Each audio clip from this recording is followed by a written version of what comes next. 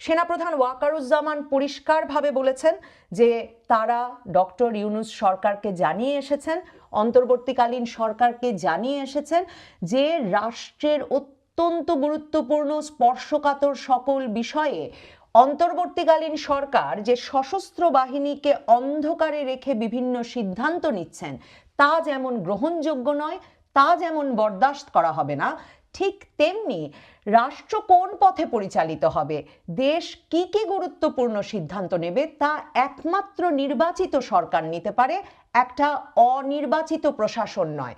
এবং সেনাপ্রধান আবারও আজকের দরবারে স্পষ্টত বলেছেন যে সশস্ত্র বাহিনী চায় ডিসেম্বরের মধ্যে নির্বাচন অনুষ্ঠিত হবে। বাংলাদেশের সেনা প্রধান ওয়াকারুজ্জামান আজ সেনা কর্মকর্তাদের সঙ্গে তাঁর দরবারে পরিষ্কার স্পষ্ট ভাষায় সেনা কর্মকর্তাদের সাথে জানিয়ে দিয়েছেন দ্ব্যর্থহীন কণ্ঠে যে বাংলাদেশ সরকারের কোনো রকম করিডর দেওয়ার পরিকল্পনা, রাখাইন রাজ্যের সঙ্গে মানবিক সামরিক কোনো করিডর দেওয়ার পরিকল্পনা বা ভাবনা মেনে নেবে না বাংলাদেশ সেনাবাহিনী। এবং সে সময় তিনি, আমার সূত্র বলছে, তিনি উল্লেখ করেছেন যে কোনো রকম Notion of a bloody corridor মেনে নেবে না সেনাবাহিনী। মানে ব্লাডি শব্দটা যখন ব্যবহৃত হয়, একদিকে তো আমরা লিটারেলি মানে একেবারে শব্দার্থ ধরে করিডরের এই আইডিয়াকে, এই ভাবনাকে সেনাপ্রধান রক্তক্ষয়ী বা অনেক রক্তপাত সৃষ্টি করবে এরকম করেও অনুবাদ করতে পারি, কিন্তু ব্রিটিশ ইংরেজিতে সাধারণত কথ্য ভাষায় ব্লাডি শব্দটি যখন কোনো শব্দের আগে ব্যবহৃত হয়, বুঝতে হবে যিনি বলছেন তিনি ক্ষুব্ধ, রাগান্বিত এবং তিনি এই বিষয়টিকে ভীষণভাবে বিরক্তিকর এবং ফালতু একটা আইডিয়া বলে মনে করেন। মানে ব্লাডি করিডর হিসেবে উল্লেখ করে স্পষ্ট ভাষায় সেনাপ্রধান জানিয়ে দিয়েছেন সরকারের এরকম কোনো পরিকল্পনার সাথে বাংলাদেশের সেনাবাহিনী থাকবে না। গতকাল অর্থাৎ মঙ্গলবার প্রধান উপদেষ্টার কার্যালয়ে তিন বাহিনী প্রধানের যে একটা বৈঠক হলো, যে বৈঠকটি নাকি ঢাকার আইন শৃঙ্খলা পরিস্থিতি সম্পর্কে হয়েছে বলে প্রধান উপদেষ্টার দফতরের প্রেস উইং থেকে পরবর্তীতে সংবাদ মাধ্যমকে জানানো হলো, আমার মনে হয় আমরা যেমন কেউ বিশ্বাস করিনি সেটা শুধুই ঢাকা শহর বা দেশের আইন শৃঙ্খলা পরিস্থিতি নিয়ে ছিল, কারণ এমনকি পুলিশ সহ আইন শৃঙ্খলা রক্ষাকারী বাহিনীর অন্য কোনো বাহিনীর প্রতিনিধিকে বা প্রধানদেরকে সেই বৈঠকে দেখা যায়নি। আমরা যেমন সেটা বিশ্বাস করি না, আমার মনে হয় সচেতন পাঠকও লক্ষ্য করেছেন এবং ভেবেছেন যে দেশের আইন শৃঙ্খলা পরিস্থিতি নিয়ে তিন বাহিনী প্রধানের সঙ্গে এই বৈঠকে কেন জাতীয় নিরাপত্তা উপদেষ্টা খলিলুর রহমান এবং পররাষ্ট্র উপদেষ্টা তৌহিদ হোসেন উপস্থিত হলেন। আসলে যমুনায় তিন বাহিনী প্রধান যে গতকাল প্রধান উপদেষ্টা ডক্টর মোহাম্মদ ইউনূসের সঙ্গে দেখা করতে গিয়েছিলেন, তারা এই বার্তাটি আজকের দরবারের আগে প্রধান উপদেষ্টাকে স্পষ্টভাবে দিয়ে আসতে গিয়েছিলেন যে কোনোভাবেই বাংলাদেশের সশস্ত্র বাহিনী ডক্টর ইউনূসের কোনো করিডর দেওয়ার পরিকল্পনার সঙ্গে একমত নয় এবং তারা কোনোভাবেই তাতে যুক্ত হবে না। মানে সেটা জাতিসংঘের দাবি বা আবদার অনুযায়ী মানবিক করিডরই হোক, আর আমেরিকার আবদার বা নির্দেশনা অনুযায়ী সামরিক করিডর বা আরাকান আর্মিকে সহায়তার জন্য রসদের চ্যানেল তৈরি হোক, কোনো রকম কোনো করিডরে সামরিক বাহিনী, সশস্ত্র বাহিনী কোনোভাবে যুক্ত হবে না এবং তারা এই পরিকল্পনা অনুমোদন করে না। ডক্টর মোহাম্মদ ইউনূস সরকার শুধু যে সেনা প্রধানকে না জানিয়ে জাতীয় নিরাপত্তা উপদেষ্টা পদে খলিলুর রহমানকে মার্কিন যুক্তরাষ্ট্র থেকে উড়িয়ে এনে বসিয়ে দিয়েছিলেন তাই নয়, গত কয়েক মাস ধরে ডক্টর মোহাম্মদ ইউনূস সরকার খলিলুর রহমানের নেতৃত্বে আর প্রধান উপদেষ্টার দপ্তরে সশস্ত্র বাহিনীর যে প্রিন্সিপাল স্টাফ অফিসার বসেন জেনারেল কামরুল হাসান, এই দুজনের নেতৃত্বে কিভাবে এই মানবিক করিডর চালু করা যায় আর মার্কিন যুক্তরাষ্ট্রের নির্দেশনা অনুযায়ী পরামর্শক্রমে কি করে আরাকান আর্মির জন্য রসদের চ্যানেল তৈরি করা যায় সেই বিষয়ে কাজ করছিলেন।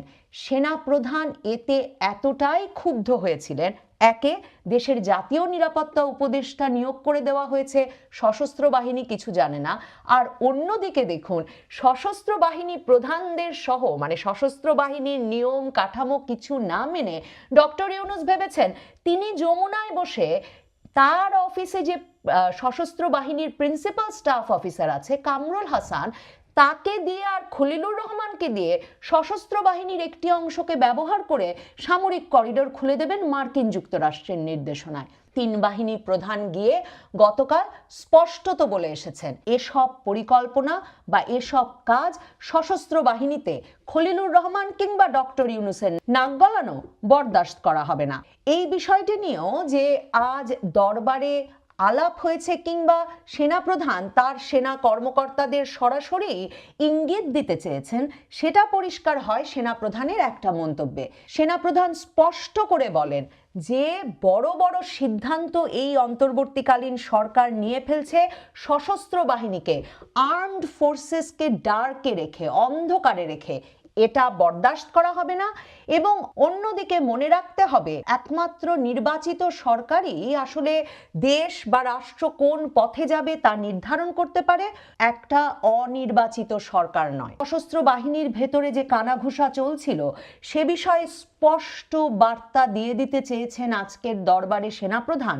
তার প্রমাণ সেনাপ্রধান ওয়াকারুজ্জামান পরিষ্কারভাবে বলেছেন যে তারা ডক্টর ইউনূস সরকারকে জানিয়ে এসেছেন, অন্তর্বর্তীকালীন সরকারকে জানিয়ে এসেছেন যে রাষ্ট্রের অত্যন্ত গুরুত্বপূর্ণ স্পর্শকাতর সকল বিষয়ে অন্তর্বর্তীকালীন সরকার যে সশস্ত্র বাহিনীকে অন্ধকারে রেখে বিভিন্ন সিদ্ধান্ত নিচ্ছেন তা যেমন গ্রহণযোগ্য নয়, তা যেমন বরদাস্ত করা হবে না, ঠিক তেমনি রাষ্ট্র কোন পথে পরিচালিত হবে, দেশ কি কি গুরুত্বপূর্ণ সিদ্ধান্ত নেবে তা একমাত্র নির্বাচিত সরকার নিতে পারে, একটা অনির্বাচিত প্রশাসন নয়। এবং সেনাপ্রধান আবারও আজকের দরবারে স্পষ্টত বলেছেন যে সশস্ত্র বাহিনী চায় ডিসেম্বরের মধ্যে নির্বাচন অনুষ্ঠিত হবে এবং ডিসেম্বরের সেই নির্বাচনের মাধ্যমে একটি নির্বাচিত সরকার আসবার পর রাষ্ট্রের বড় বড় সিদ্ধান্তগুলো গৃহীত হবে। এই অন্তর্বর্তীকালীন সরকারের সেই এখতিয়ার নেই। দরবারে উপস্থিত সেনা কর্মকর্তারা এক স্বরে একমত হয়ে বলেন যে তারা সকলে সেনাপ্রধানের এসব সিদ্ধান্ত এবং এসব অবস্থানের সঙ্গে সম্পূর্ণত একমত। এবং দরবারে দাঁড়িয়ে একজন কর্নেল বলেন যে সেনাবাহিনী আরেকটি যে বিষয়ে উদ্বিগ্ন এবং একমত সেটা হচ্ছে বাংলাদেশের মুক্তিযুদ্ধের চেতনা সমুন্নত রাখা যাচ্ছে কিনা এবং বাংলাদেশের স্বাধীনতা সংগ্রামের যে ইতিহাস, যে ঐতিহ্য, যে মর্যাদা, সেটা যেমন কিছুতেই ক্ষুণ্ণ হতে দেওয়া যাবে না, ঠিক তেমনি জাতীয় মর্যাদা, রাষ্ট্রের মর্যাদাও যাতে কোনোভাবে ক্ষুণ্ণ না হয় সেটা যেন সশস্ত্র বাহিনী সবসময় নজরে রাখে, সে বিষয়েও সশস্ত্র বাহিনীর সকল কর্মকর্তারা একমত।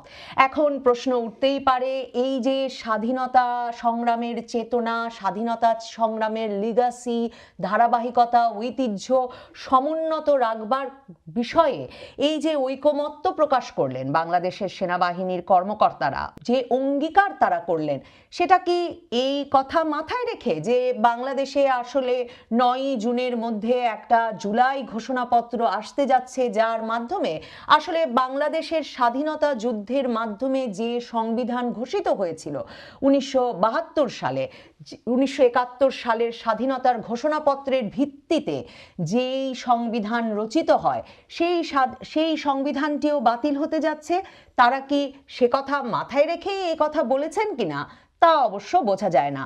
তবে সেনা কর্মকর্তারা সরাসরি সেনাপ্রধানকে বলেন, আপনি যা সিদ্ধান্ত নেবেন আমরা আপনার সাথে আছি, আমরা কেবলই আদেশের অপেক্ষায়। এখন প্রশ্ন থেকেই যায় কোন আদেশের অপেক্ষায় তারা আছেন।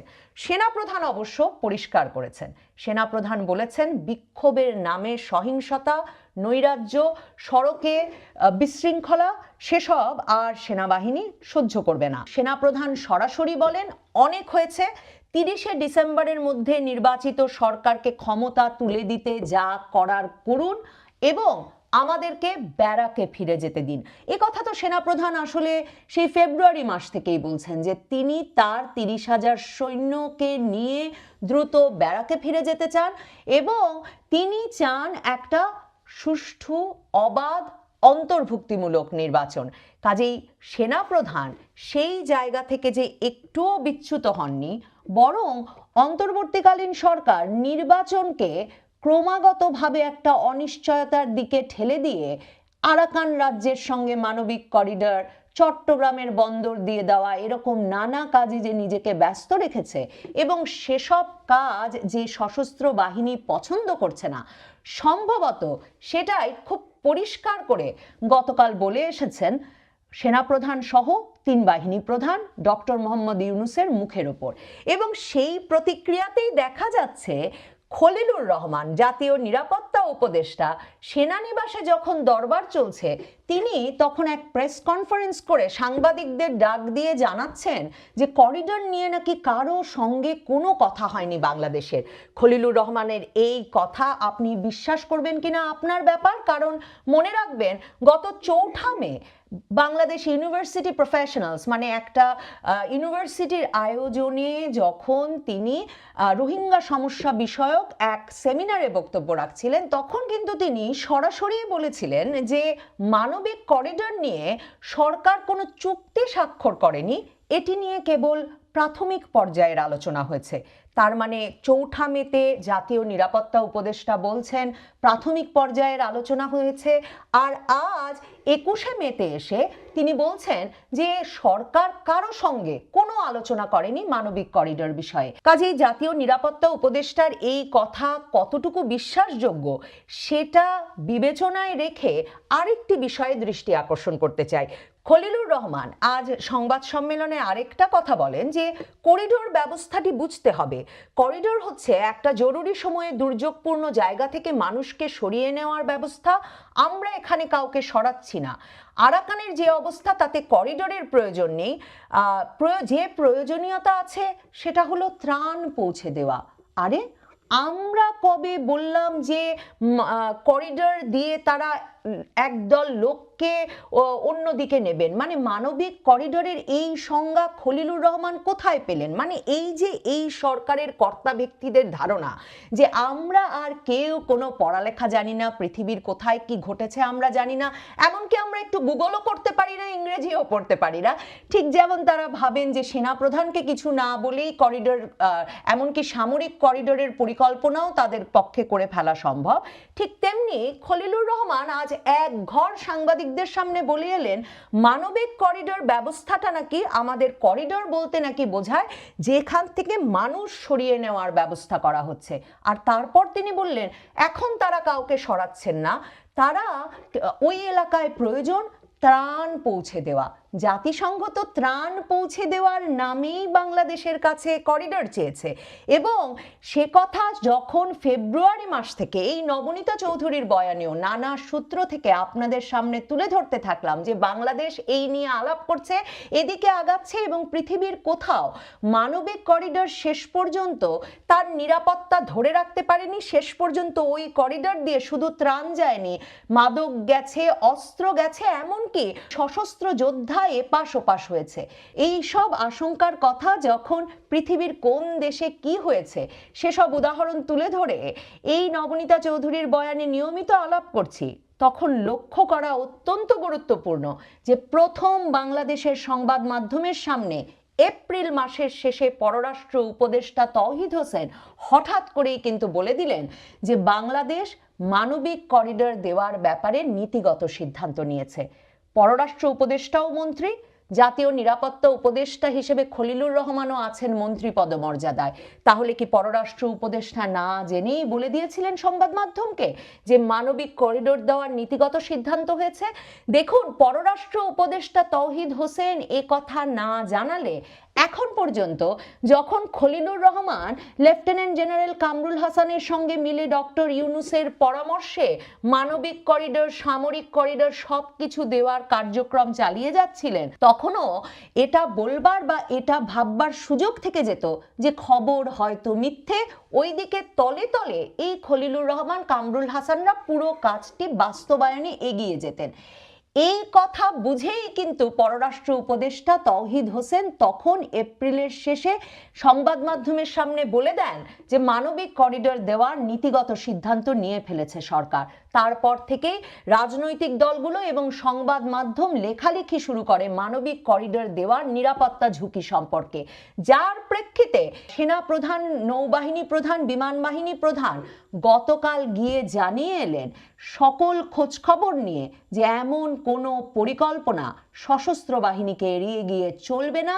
এই ধরনের কোনো করিডোর দেওয়ার পরিকল্পনা, ভাবনা, বাস্তবায়ন অ্যাপ্রুভ করে না, অনুমোদন করে না বাংলাদেশের সশস্ত্র বাহিনী। সেই প্রেক্ষিতেই গতকালের বৈঠকে দেখুন জাতীয় নিরাপত্তা উপদেষ্টার সঙ্গে পররাষ্ট্র উপদেষ্টা তৌহিদ হোসেনও কিন্তু উপস্থিত ছিলেন। এই পররাষ্ট্র উপদেষ্টার মানবিক করিডোরের খবরটি সংবাদ মাধ্যম সহ দেশবাসীকে জানিয়ে দেওয়ার অপরাধেই পররাষ্ট্র সচিবের চাকরি গেছে। পররাষ্ট্র উপদেষ্টার সঙ্গেও ডক্টর ইউনূসের সম্পর্কটা হয়েছে খুব খারাপ। যাই হোক, সেনা প্রধান আজ দরবারে পরিষ্কার করে দিয়েছেন যে সশস্ত্র বাহিনী আসলে ডক্টর ইউনূসের বিদেশের বিভিন্ন রাষ্ট্রের সঙ্গে এসব বড় বড় পরিকল্পনা নিয়ে এগিয়ে যাওয়ার বিষয়টি, প্রবণতাটি আসলে কোনোভাবেই পছন্দ করছে না। সেনাপ্রধান আরেকটি কথা কি বলেছেন জানেন? দরবারে তার কর্মকর্তাদের উদ্দেশ্যে আসলে খুব অনানুষ্ঠানিকভাবে সেনাপ্রধান দরবারে সেনা কর্মকর্তাদের সঙ্গে কথা বলেন। সেনাপ্রধান বলেছেন, আমরা আপনাকে নিরাপত্তা দিলাম আর আপনার লোকেরা আমাকে মারতে বিদেশ থেকে লোক আনলো। মানে এই বিদেশ থেকে আনা লোকটা কে? খলিলুর রহমান। তার মানে গত কদিন ধরে আমরা যে শুনছিলাম ডক্টর ইউনূস সেনাপ্রধান ওয়াকারুজ্জামানকে সরিয়ে দিয়ে আসলে চাইছেন principal staff officer lieutenant general Kamrul হাসানকে সেনাপ্রধান হিসেবে নিয়োগ দিতে, সেই কথা তার মানে সত্যি? সেনাপ্রধান তার মানে সরাসরি খলিলুর রহমান জাতীয় নিরাপত্তা উপদেষ্টার দিকে ইঙ্গিত করে বললেন যে তাকে মারতে, সেনাপ্রধানকে মারতে এই লোকটিকে বিদেশ থেকে উড়িয়ে আনা হয়েছে। তার মানে সেনাপ্রধান, ডক্টর ইউনূস, তারা দুজন এখন সত্যি সত্যি মুখোমুখি। সেনাপ্রধান, বিমান বাহিনী, নৌবাহিনী প্রধান একাট্টা হয়ে গিয়ে যমুনায় গিয়ে ডক্টর ইউনূসকে স্পষ্ট ভাষায় বলে এসেছেন যে এই অন্তর্বর্তীকালীন সরকারের দায়িত্ব একটাই, 30শে ডিসেম্বরের মধ্যে নির্বাচন এবং নির্বাচিত সরকারকে দায়িত্ব হস্তান্তর। এর ফাঁকে ডক্টর ইউনূসের অন্য কোনো চেষ্টা, সেনাপ্রধানকে সরিয়ে দেওয়ার চেষ্টা কিংবা সেনাবাহিনীর ভেতরে অন্য কোনো রদবদল আনবার চেষ্টা কিংবা বিদেশের অন্য রাষ্ট্রকে এটা ওটা দিয়ে দেওয়ার চেষ্টা সম্ভবত সশস্ত্র বাহিনী শক্ত হাতে প্রতিহত করবে। সেনা কর্মকর্তারা সেনাপ্রধানকে বলেছেন তারা আছেন শুধুমাত্র আদেশের অপেক্ষায়। আর সেনাপ্রধান যে বলেছেন রাস্তায় বিশৃঙ্খলা, নৈরাজ্য সৃষ্টি সহ্য করা হবে না, সেটা সেনাবাহিনী আগামী কয়েক দিনে, কয়েক সপ্তাহে কতটা স্পষ্ট করতে পারে, কতটা বাস্তবায়ন করে দেখাতে পারে তার উপর নির্ভর করছে। আগামী 9ই জুনের মধ্যে আমরা বঙ্গভবন ঘেরাও, রাষ্ট্রপতির অপসারণ, সেনাপ্রধান অপসারণ এবং সংবিধান বাতিল এসবের দাবিতে জাতীয় নাগরিক পার্টি এনসিপির নেতৃবৃন্দকে কিংবা হাসনাত আবদুল্লাহকে তার অনুসারী দলগুলোর নেতা কর্মীর সমাবেশ ঘটিয়ে নেমে আসতে দেখব কিনা।